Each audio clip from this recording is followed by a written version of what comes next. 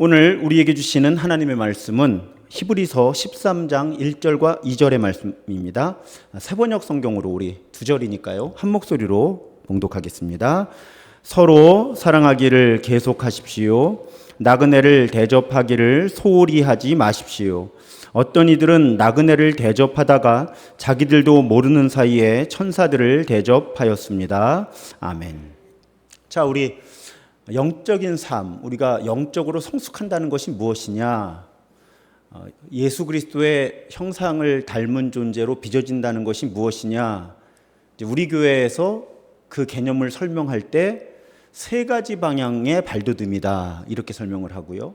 지난주에는 그 첫 번째 차원의 발돋움, 나 자신과의 관계에 있어서 우리는 외로움에서 고독을 향해 발돋움한다. 사실은 아주 이해하기 쉬운 개념은 아닙니다. 그래도 목사는 가르쳐 드려야 돼요. 그러면 그 가르침이 재료가 되어서 아마 여러분들이 어느 시점이 되면 이런 움직임이 외로움에서 고독으로 가는 움직임이구나 하고 느끼시게 되는 그때가 올 거예요. 자, 예수께서도 고독의 모범을 보이셨다, 지난주에 말씀드렸습니다. 그러면서도 우리에게 골방에 들어가라고 권면하셨죠. 마태복음 6장의 가르침입니다. 그런데 우리 보고 골방에 들어가라고 예수께서 말씀하신 그 부분을 유진 피터스는 메시지에서 이렇게 번역을 합니다. 너희는 이렇게 하여라. 하나님 앞에서 연극하고 싶은 유혹이 들지 않도록 조용하고 한적한 곳을 찾아라. 할 수 있는 한 단순하고 솔직하게 그 자리에 있어라. 그러면 초점이 너희에게서 하나님께로 옮겨지고 그분의 은혜가 느껴지기 시작할 것이다.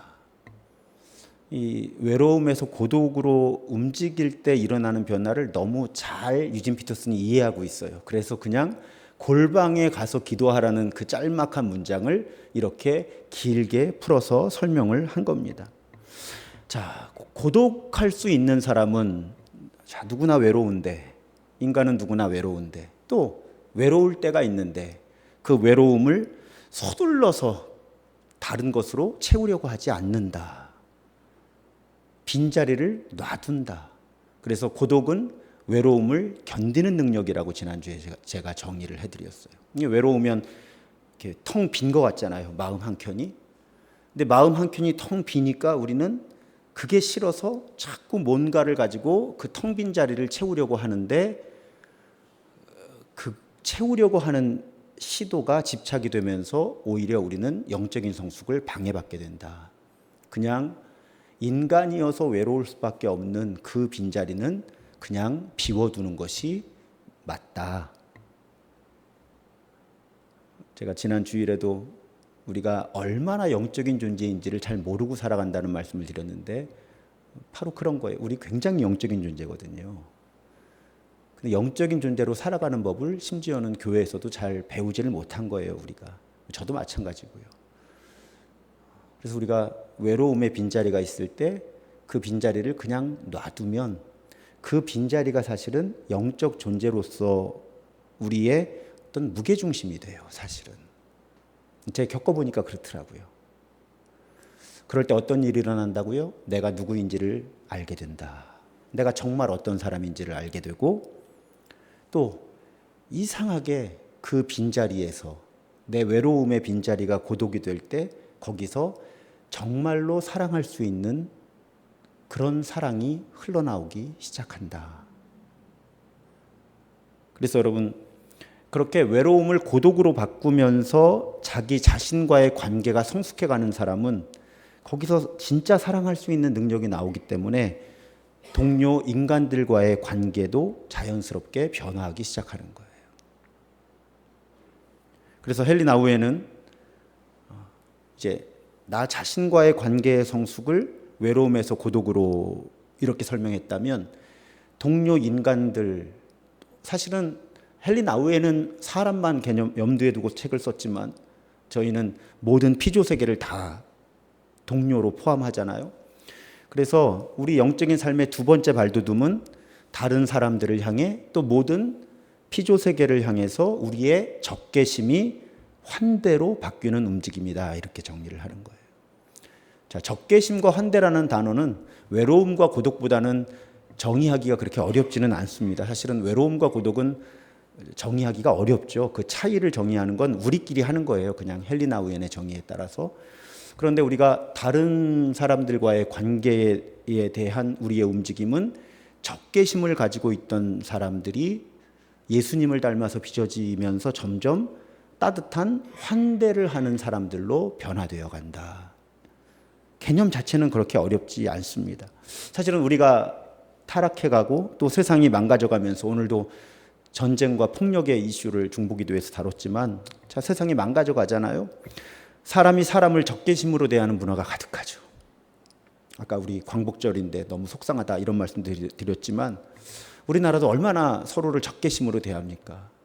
뭐 페미 논쟁, 그래서 남자와 여자가 적개심으로 대하고 지역과 지역이 적개심으로. 저는 깜짝 놀라요. 요즘에 댓글을 가능하면 안 보려고 그러는데 속상해서 야, 지금도 이렇게 지역 감정이 참 비참한 수준으로 강하구나. 인터넷 댓글을 보면 느끼는 거예요. 자, 또 조금 더 가진 사람과 상대적으로 덜 가진 사람들 사이에 있는 적개심, 또 종교와 종교 사이의 적개심, 나라와 나라 사이의 적개심, 진보와 보수 사이의 적개심. 우리는 정말 셀 수 없이 많은 영역의 적개심을 품고 살아가는 거죠. 세상에 그런 문화가 가득한데 어떻게 우리가 그 안에서 적개심에서 자유로울 수 있겠습니까? 우리는 적개심에 가득한 문화 속에서 적개심을 품고 살아가기 매우 쉬운 그런 존재들이에요. 그리고 그 적개심이 너무나 쉽게 폭력으로 이어지죠. 폭력적인 말, 폭력적인 행동. 그런데 우리가 예수님의 형상에 따라 빚어져 갈수록 영적으로 성숙한 존재가 되어 갈수록 그 적개심은 환대로 바뀌게 된다는 거죠. 그래서 모든 사람들을 동료로, 심지어는 생물, 무생물까지 하나님께서 함께 창조하신 동료로 인식하게 된다. 그것이 진정한 의미의 영적인 발돋움의 두 번째 차원이라는 말씀입니다. 사실 환대는요, 아주 중요한 성경적인 개념이에요. 제가 미국에서 공부할 때 한 과목이 환대였어요. 16주. 대학원 한 번에 3시간짜리 16주로 과목이 하나가 있었어요. hospitality, 환대라고 하는 과목이. 환대의 성경적인 배경부터 시작해서 실천까지를 한 과목을 다룰 만큼 환대는 성경적으로 중요한 개념이에요. 그리고 오늘 우리가 함께 봉독한 본문은 환대를 설명하는 대표적인 성경 본문이죠. 나그네를 대접하기를 소홀히 하지 마십시오.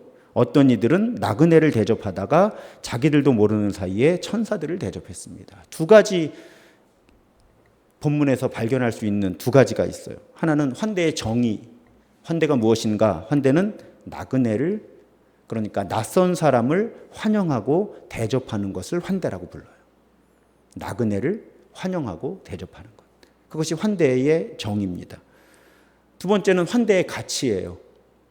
낯선 사람을 환영하고 대접하는 과정은 천사들을 대접하는 과정. 그런데 구약의 전승에서는 천사는 곧 하나님을 대신하는 존재이기 때문에 낯선 사람을 환영하고 대접하는 과정은 하나님을 환대하는 과정일 수 있다. 성경은 그렇게 어마어마하게 환대의 가치를 부여한다는 것입니다. 자, 그러면 성경 속의 환대 몇 장면을 좀 살펴보려고 해요. 어떤 특징들, 어떤 공통점이 있는지. 자, 환대. 오늘 본문, 히브리서 본문의 근거가 되는 건 창세기에서 아브라함이 나그네들을 환대하는 대목이죠. 세 사람의 나그네. 심지어는 이 세 사람의 나그네를 성부, 성자, 성령의 원형이라고 해석을 하기도 하니까 자, 하나님을 환대한 거고 하나님의 사자를 환대한 겁니다. 몰랐죠. 낯선 그냥 나그네들에게 물과 좋은 음식을 대접하고 쉬게 해준 거예요. 그런데 그 낯선 사람들이 선물을 줍니다. 어떤 선물? 자, 이제 나이가 많아서 아들 낳는 거, 자식 보는 것을 포기하고 있었는데 내년 이맘때 되면 아들 낳는다, 선물 주고 가요. 또 가던 길에 소돔 간다고 하면서 사실은 아브라함 입장에서는 조카 롯을 살릴 수 있는 기회를 주기도 하죠. 그러니까 아브라함이 나그네를 환대했는데 사실은 아브라함도 적지 않은 선물을 받는 겁니다. 열왕기상 17장에 보면 엘리야라고 하는 선지자가 사렙다라는 동네에 과부를 찾아가죠. 이 과부가 이 선지자의 먹을 것과 잘 곳을 마련해 줍니다. 형편이 아주 좋지 않았는데도요. 자, 그때 어떤 일이 일어납니까? 엘리야가 자신이 하나님의 사람이라는 것을 드러내고 그 과부에게 아주 많은 양의 기름과 식량을 주죠.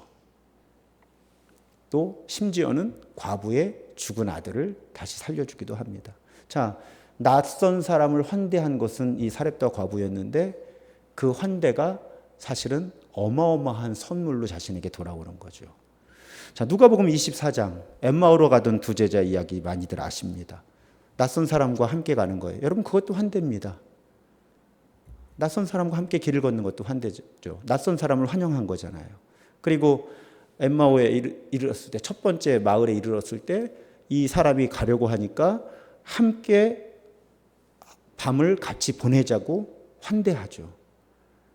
그리고 나중에 어떤 선물을 받습니까? 이분이 바로 부활하신 메시아 예수 그리스도가 되는 거죠. 그래서 엠마오로 가던 발걸음을 돌이켜서 다시 예루살렘으로 돌아가는 삶의 방향을 다시 돌이키는 선물을 이 낯선 사람으로부터 받는 겁니다. 그러니까 여러분, 성경의 환대 이야기에 공통점이 있어요. 낯선 누군가를 따뜻하게 환대하는 자세는 하나님께서 명령하시는 아주 중요한 의미 있는 성경적인 미덕일 뿐만 아니라 누군가를 다른 사람을 환대하면, 낯선 사람을 환대하면 손님과 주인이 사실은 서로가 서로에게 선물이 되어준다는 겁니다. 한 방향의 움직임이 아니라는 거예요, 환대가. 어떤 주인이 낯선 손님을 환대했는데 그럼 이 손님은 대접받기만 하는 것이 아니라 이 낯선 사람이 이 호스트, 이 주인에게 또한 선물이 된다는 것이 성경이 환대를 설명하는 방식이라고 하는 거예요. 여러분, 물론 낯선 사람을 환대하는 것은 불편한 일입니다. 사실은 낯선 사람들은 자주 우리를 두렵게 하죠. 우리는 환대를 망설이게 됩니다. 하지만 오늘 이 환대의 전제가 뭐예요? 영적인 발돋움이라고 하는 전제를 가지고 환대를 얘기해요. 그건 무슨 뜻인가 하면 그냥 문자적으로 나이브한 환대가 아니라 아무나 길에 가서 낯선 사람 데려다가 안방에서 재우는 그런 환대를 말하는 게 아니라는 거죠. 분별력 있는, 이제 하나님의 영이 이끄셔서 분별력 있는 환대, 적절한 수위가 있는.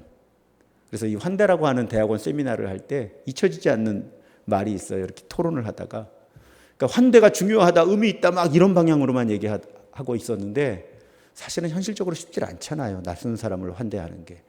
근데 교수님이 한마디 툭 던지신 거예요. 그렇다고 처음 본 사람을 자기 안방에 재울 수 있는 건 아닙니다 하는 거죠. 그러니까 수위가 있다는 거예요, 환대에는. 하지만 환대라고 하는 태도를 우리가 가져야 된다는 것은 명백하다는 거죠. 그렇다고 자기 집 찾아온 낯선 사람을 안방에 재우지는 않는다는 거예요. 하지만 낯선 사람을 환대하는 것이 하나님께서 우리에게 주시는 선물이다 하는 건 우리가 알고 지내야 되고, 또 그런 연습을 분별력 있게 하다 보면 낯선 사람을 환대하면서 우리가 선물을 받을 수 있다. 하나님을 대접하는 선물, 또 하나님께서 선물을 우리에게 주실 때 낯선 사람을 그 선물을 우리에게 주는 도구로 혹은 선물 그 자체로 사용하실 수 있다는 것이 성경의 증언이라고 하는 사실이에요. 그래서 여러분, 제가 이번 시리즈를 하면서 공간이라는 표현을 자주 사용하는데 공간이에요, 이것도. 우리 외로움이 빈자리잖아요. 빈자리를 놔두는 게 고독이라고 말씀드렸잖아요. 환대는 낯선 사람을 위해서 공간을 만들어주는 것이 환대인 거예요. 원래 낯선 사람이 들어올 공간이 없잖아요. 내 삶에, 내 마음에. 근데 내 삶이나 내 마음에 낯선 사람이 들어올 수 있는 공간을 마련해 주는 것을 환대, 저는 그렇게 정의를 하고 싶습니다. 그러니까 여러분, 영적인 능력은 결국은 공간을 만드는 능력이고요. 공간을 그대로 두는 능력이에요. 내 마음의 빈자리를 만들고 그 빈자리를 그대로 두는 능력. 그 빈자리에서 진짜 나도 만나고 그 빈자리에서 낯선 사람을 환대하고 그 빈자리에서 하나님을 만나는 거죠. 근데 어떤 권사님이 지난주에 저한테 그러시더라고요. 지난주에 외로움에서 고독으로라는 설교를 듣는데 본인은 한 번도 외로움을 느껴본 적이 없대요. 지금 연세가 80이신데 한 번도 외로움을 느껴보신 적이 없대요. 근데 그러면서 그날 그걸 깨달으셨대요. 내가 너무 바빠서 외로움을 느낄 공간이 없었다는 거죠. 너무 사시느라고 굉장히 힘든 삶을 사시면서 너무 힘드셔서 외로움이 사칠 때가, 저도 그게 무슨 말씀인지는 알거든요. 외로움을 느낀다는 게 사칠 만큼 힘든 상황이 있어요, 살다 보면. 그래서 저한테, 근데 그분의 그 고백도 저에겐 매우 소중했어요. 왜냐하면 목사님 나는 외로움을 느낀 적이 없습니다 해서 그분의 묵상이 멈췄다면 사실은 이건 어떻게 설명해야 할까 하는데, 그분이 그 설교 가운데 오히려 본인이 외로움을 느끼지 못한 이유를 분별해 내신 거죠. 외롭다고 느낄 만큼의 공간을 본인에게 내주지 못했던 거예요. 우리가 그런 공간을 만들어내는 거예요. 계속 외로운 공간. 그럼 거기에서 진짜 나를 만나는 거예요. 또 공간을 만들어 두는 거예요. 거기에 낯선 사람을 환대할 수 있는 자리가 마련이 되고요. 또 거기에 다음 주에 우리가 나누겠지만 하나님을 만날 수 있는 자리가 만들어지는 거죠. 그래서 환대는 다른 사람을 위한 공간을 만드는 거예요. 그런데 그 공간이 자유로워야 돼요. 여러분, 다른 집에 손님으로 갔는데 그 주인이 환대를 해요. 그런데 불편한 환대가 있어요. 꼼짝 못하게 하는 분들이 가끔 계시죠. 이렇게 그냥 꼼짝 못하게 계속 옆에서. 여러분, 우리가 여유를 느끼는 환대가 어떤 환대예요? 자유가 있는 환대잖아요. 물론 그렇다고 우리가 남의 집 안방을 확확 문을 열진 않아요. 그래도 서로 적당한 선에서 이렇게 운신할 수 있는 자유롭고 편안한 공간을 만들어주는 게 환대라는 거죠. 근데 여러분, 이 원리는 우리의 모든 실제 인간관계에 접목될 수 있어요. 이제부터는 조금 이해가 쉬우실 거예요. 지금까지는 조금 추상적으로 들리실 수도 있지만, 자, 환대가 뭐라고요? 낯선 누군가를 위한 공간을 만들어주는 것이 환대다. 자, 우리 교회에서 최근에 일어나고 있는 현상 하나를 예로 들어보겠습니다. 자, 교회는 누구나 환대할 수 있어야 돼요. 그렇잖아요.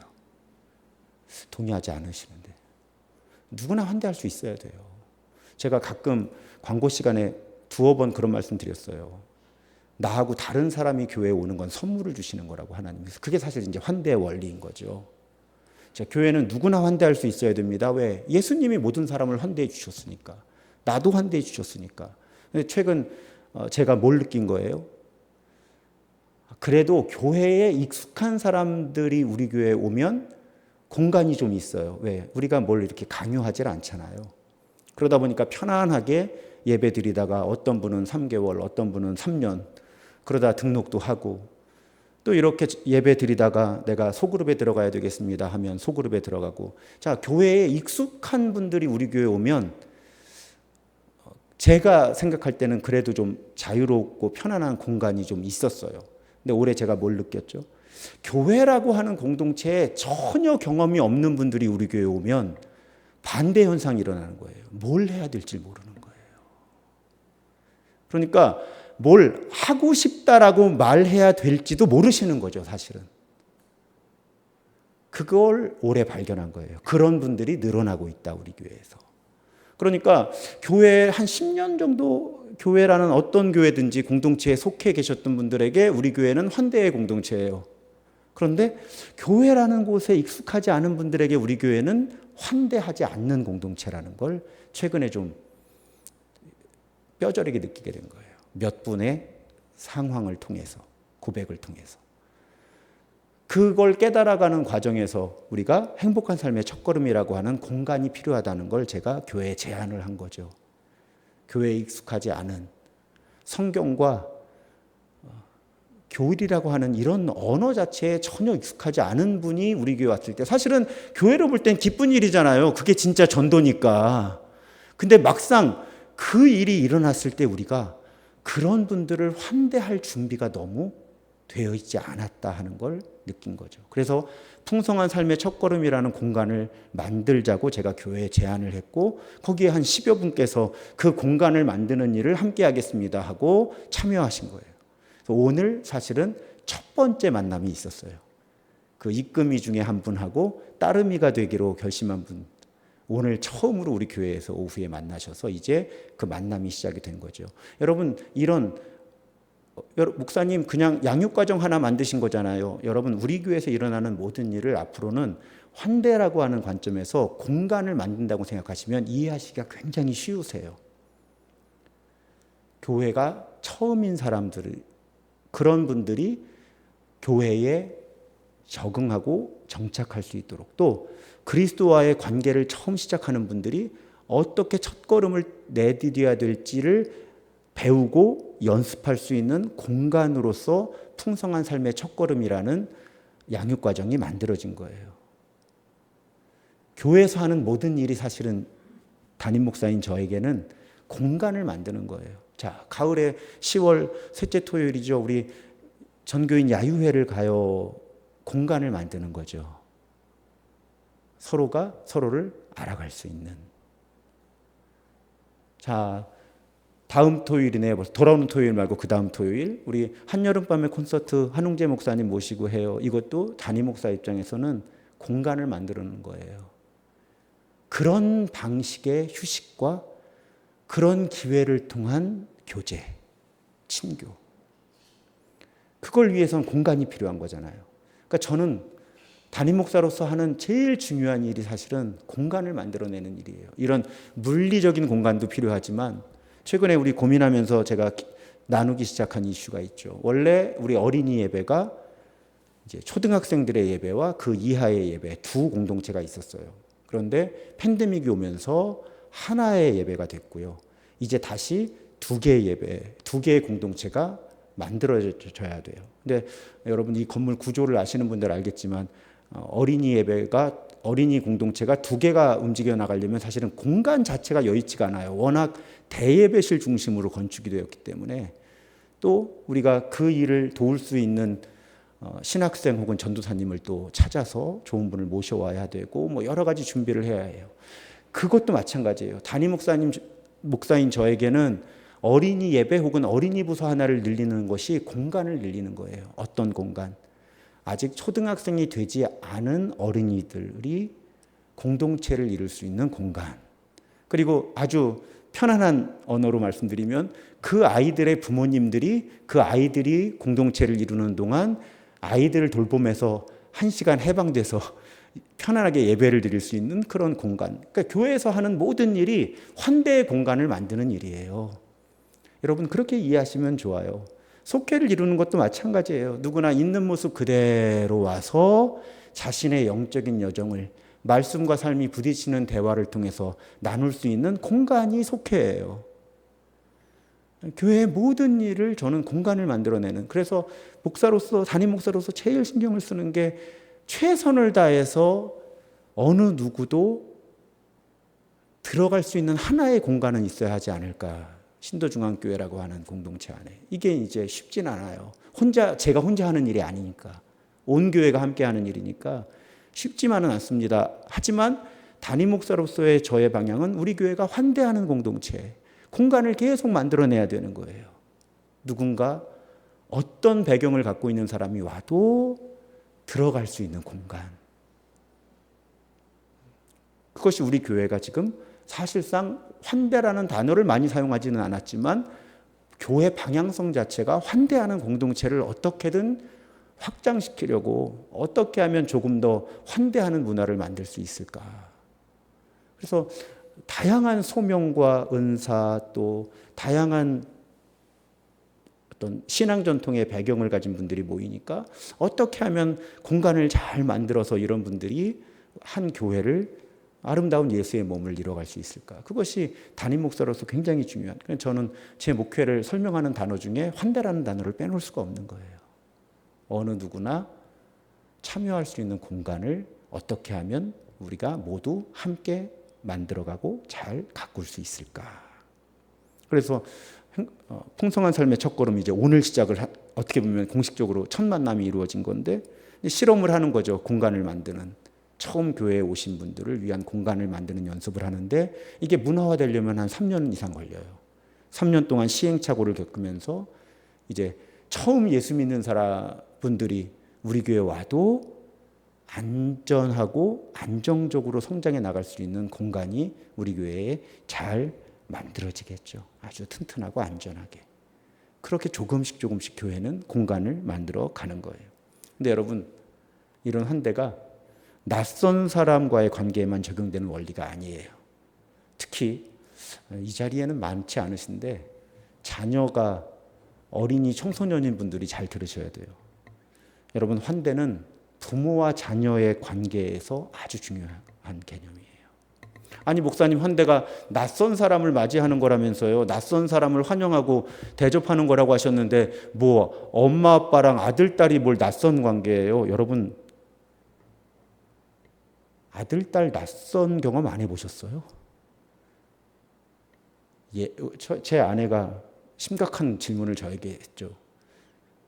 우리 아들이 막 돌발 행동을 할 때 사춘기에 제가 내 몸에서 나오는 애 같지가 않다고. 낯선 거예요. 여러분, 사실은 낯선 존재를 환영하는 것이 환대인데 부모에게 자녀는 낯선 존재입니다. 잘 생각해 보세요. 한번. 특히 자녀가 청소년기에 접어들면 그 낯설미 전혀 다른 차원의 낯설미 되잖아요. 감당하기 힘들게 되죠. 많은 가정에서. 그때 성숙한 부모는 그 당혹스러운 낯설음을 받아들여야 되는 거예요. 자녀가 소유가 아니라 손님이라는 걸 받아들여야 되는 거죠.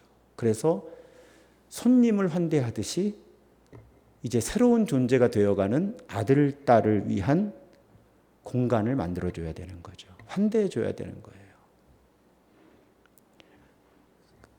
너무나 낯선 아들, 딸인데 그 모습, 그냥 있는 모습 그대로 받아들여주고 그 아들과 딸이 안전함을 느끼면서 자기 자신을 찾아갈 수 있는 그런 공간을, 그런 마음의 공간을 부모와 자녀, 그 가정에 만들어줘야 되는 거죠. 그게 환대예요. 그럴 때 부모들은 두려워요. 저랑 아내도 엄청난 두려움을 감당해야 됐어요. 이러다 하나밖에 없는 아들 인생 망치는 거 아닌가. 이 공간을 이렇게 만들어주는 것이. 근데 너무나 감사한 게 제가 이런 거 공부하는 사람이잖아요.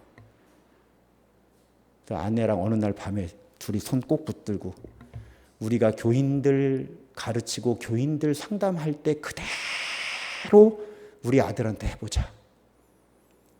그래서 그때 당시는 그 용어를 사용하지 않았지만 그냥 이 막 나가는 아들을 그냥 환대해 주기로 결심을 한 거죠. 게임에 미쳤대요. 컴퓨터 새 걸로 바꿔줬어요. 초고속 인터넷 깔아주고 마음대로 해라. 성적표 안 보여주는데 뭐 알고 싶지도 않고 공간을 만들어주고 싶었어요. 한 가지, 우리 아들에게 가정이 안전한 곳이었으면 좋겠다. 편안한 곳이었으면 좋겠다. 그냥 그 원칙만. 얼마나 힘들었는지 몰라요. 지금이야 웃으면서 얘기할 수 있지만 근데 너무 감사한 거는 그래도 결과론적으로 2024년 8월 이 시점에 요때까지만, 앞으로 또 어떤 일이 일어날지 모르지만 지금까지의 과정으로 볼 때는 그냥 아들을 있는 모습 그대로 인정해주고 공간을 만들어준 그 안에서 아들이 컸어요. 그래도 걱정만큼 망가지지 않고 은혜 안에서 컸어요. 그래서 저희 가정에는 그게 이제 환대의 경험이에요. 아들을 환대해주는 그 공간을 만들어 본 경험인 거죠. 이 모든 가정에서 그런 일이 일어날 수 있는 거예요. 자녀라고 하는 이름의 낯선 존재를 있는 모습 그대로 받아들여주고 그 자녀가 자라날 수 있는 공간을 부모 힘 닿는 선에서 마련해 주는 거죠. 편안하고 자유롭게 자라날 수 있도록 하나님이 주신 은사와 소명과 삶의 방식들을 찾아갈 수 있도록 그렇게 공간을 마련해 주는 게 영적인 부모의 역할이지. 그 공간이 너무 좁으면 자녀를 환대해 주지 못하는 거고요. 그러면 자녀가 성장할 공간이 그만큼 줄어드는 거거든요. 근데 여러분, 부모만 자녀를 환대하는 게 아니에요. 자녀에게 부모 또한 낯선 존재고요. 자녀도 성장해 가면서 또 이제 제 나이가 되니까 연로해 가시는 부모님의 모습이 하루하루 낯설어요. 그 낯선 어머니와 아버지를 환대하는 것도 아들로서의 저의 몫인데 제가 잘 못하고 있어요. 하지만 생각은 계속 하죠. 이제 점점 낯설어져 가는 아버지와 어머니를 제가 아들로서 잘 환대해서 편안한 공간을 마련해 드려야 될 텐데, 뭐 실제로 거주하는 집이 문제가 아니라 마음으로. 그래서 부모와 자녀 사이에 서로가 서로를 환대할 때 그 가정에 서로가 함께 성장하는 자리가 마련하는 거죠. 우리 아이가 안전한 공간에서 자라날 때 사실은 아내와 저는 부모로서 자라났거든요. 아까 상호성이 있다고 말씀드리잖아요. 환대에는. 그래서 우리가 누군가를 환대하면, 제가 장담하는데 풍성한 삶의 첫걸음 이끌미가 되신 분들은 아마 따르미들보다 본인들이 더 많이 성장하실 거예요. 확실해요. 제가 목사로 살면서 경험하는 것들이니까 누군가를 환대하면 사실은 더 많은 선물을 받는 건 환대한 그 사람이거든요. 제가 우리 교회에 다양한 분들이 많이 모이는 것이 우리 교회가 복을 받는 거라고 말씀을 드리잖아요. 성경의 원리가 그런 거예요. 이 일이 모든 곳에서 일어나는 거죠. 가정과 교회와 직장도 마찬가지예요. 이렇게 인간관계를 환대로 해석하는 건 모든 패턴에, 최근에 왜 올림픽에서 이거 뭐 메달 따고 막 지금 협회랑 이런 불협화음 있고 하잖아요. 근데 여러분, 스승과 제자 역시 서로를 환대하며 성장해 가는 거예요. 자, 스승은 아직 어린 학생을 환대해 줘야 돼요. 그래서 그 학생이 성장할 수 있는 공간을 만들어 주는 것이 선생의 역할이죠. 스승의 역할이에요. 그리고 그 공간에서 학생이, 제자가 자라날 때 사실은 그 성장을 통해서 스승도 함께 성장합니다. 여기 뭐 교수님도 계시니까 무슨 말씀이신지 너무나 잘 이해하실 거예요. 그러니까 선생님이, 스승이 학생의 자리를, 학생이 자라날 수 있는 공간을 만들어주면서 학생을 환대하면 그 공간에서 학생이 자라나면서 선생님이 함께 자라나는 거죠. 그것이 스승과 제자 사이의 환대의 원리예요. 서로가 서로에게 선물이 됩니다. 그래서 제가 미국에서 사실은 PhD를, 저는 이제 목회학 박사, 디민이라고 하는 학위 과정을 했는데 PhD라는 학위 과정을 할까 이렇게 좀 모색하던 때가 있었어요. 이 훌륭한 교수님들은 훌륭한 학생을 찾으려고 굉장히 애를 많이 씁니다. 왜? 그게 스승으로서 자신이 성장하는 제일 중요한 통로라는 걸 너무나 잘 아는 거거든요. 좋은 학생과 함께 하는 게. 근데 이런 역학이 모든 관계에 적용되는 거예요. 의사와 환자, 사회복지사와 그 복지사가 돌보는 사람, 상담가와 내담자, 목회자와 교인들. 여러분, 환대는 모든 관계에서 일어나는 거예요. 그리고 성경적이고 성숙한 환대가 일어날 때 두 사람이 함께 자라나는 거죠. 그래서 여러분, 기왕이면 연습하시면서 나이브해지지는 말고요. 넉넉하게 공간을 마련해 주시면 그 넉넉함 때문에 오히려 넉넉한 공간을 마련해 준 내가 더 예수님 닮은 사람이 되는 거죠. 그게 환대의 원리예요. 그래서 아까 말씀드렸던 의사와 환자의 관계, 사회복지사와 그 돌봄받는 사람들의 관계, 상담사와 내담자의 관계, 목회자와 교인들의 관계 똑같아요.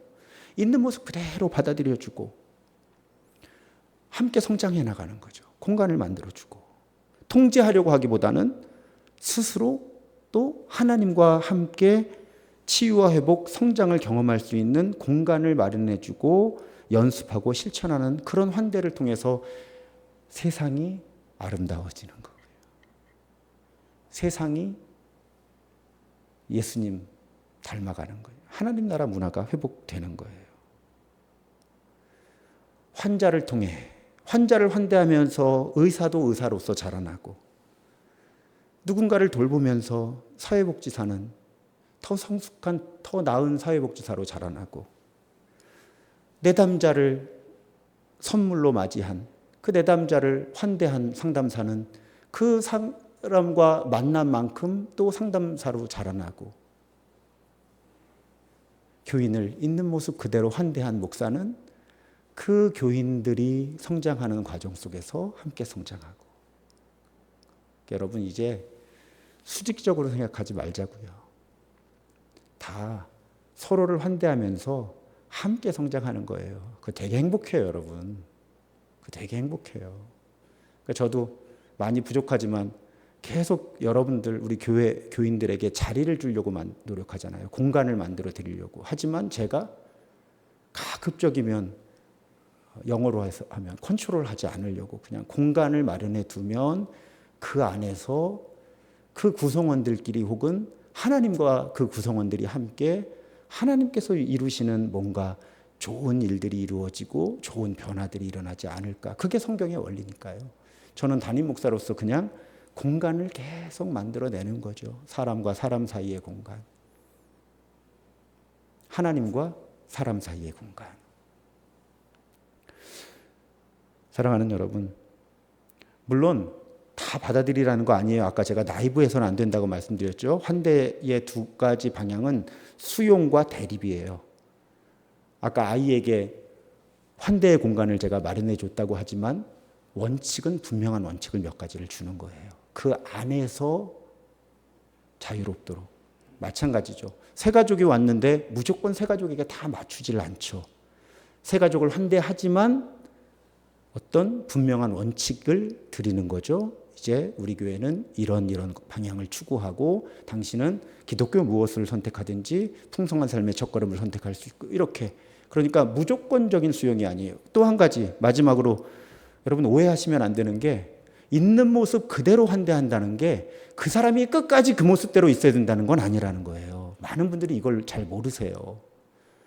있는 모습 그대로 환대한다는 건 있는 모습 그대로 누군가를 환대해서 환대하는 공간을 마련해 주면 거기서 그 사람이 다른 사람이 될 수 있다는 의미죠. 근데 지금 한국교회의 약점이 뭐냐면, 있는 모습 그대로 받아들이는 것 자체를 그 사람의 부족함, 심지어는 죄까지 받아들이는 걸로 오해를 한단 말이에요. 아니, 그러면 예수님이 우리를 못 받아들이셨죠. 우리가 죄인인데. 예수님이 죄인인 우리를 환대하셔서 우리에게 영원한 생명을 주신 거잖아요. 그러니까 우리도 같은 틀로 움직이는 거예요. 이 사람이 어떤 문제가 있든지 일단 우리는 환대하는 거예요. 그리고 보는 거죠. 우리가 마련한 공간 안에서 이분이 새로운 사람이 될 수 있는지. 이걸 분리해서 생각해야 되는데 이걸 분리하지 못하니까 과거에 백인 교회들이 흑인들을 못 들어오게 하고, 있는 모습 그대로 받아들이자는 건 환대의 공간을 마련하자는 거지, 그분의 있는 모습 그대로가 10년 후에도 있는 모습 그대로로 남아있기를 기대한다는 게 아니죠. 오히려 그분도 예수님 닮아갈 것을 기대하기 때문에 지금의 있는 모습을 그대로 받아들여주는 환대를 우리가 연습해야 된다는 거예요. 실천해야 된다는 거예요. 그런 공간들이 많은 교회에 정말 사람이 변하는 일들이 일어나는 거죠. 또 그런 공간이 많은 가정에서 정말 아름다운 사람들이 자라나는 거고요. 사랑하는 여러분, 오늘 설교를 이렇게 써내려가면서 저를 살펴봤어요. 그랬더니 제 삶을 오늘에 이르게 한 것이 누군가가 저를 환대해 주었기 때문이에요. 낯선 큰아들을 환대해 주신 어머니, 아버지, 낯선 남자를 남편으로 환대해 준 아내, 낯선 아빠를 환대해 주는 아들, 낯선 제자를, 미숙한 제자를 환대해 주신 스승님들, 또 낯선 목사를 환대해 주신 신도중앙교회, 무엇보다도 낯선 저를 환대해 주신 십자가의 예수 그리스도. 결국 진정한 환대가 저를 지금까지 성장시켜서 정삼위가 정삼이 되게 했더라고요.